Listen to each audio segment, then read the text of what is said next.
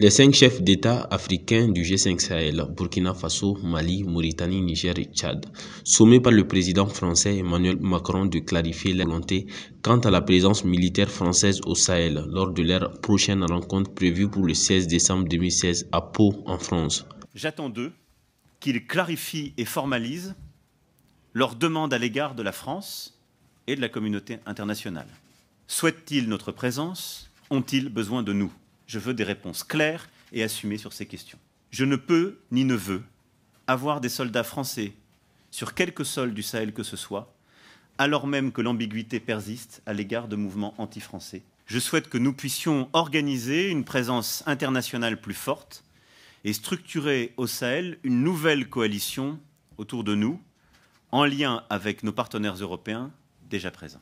Pour les observateurs, il s'agit d'une menace et non d'une mise en garde comme Macron le laisse entendre.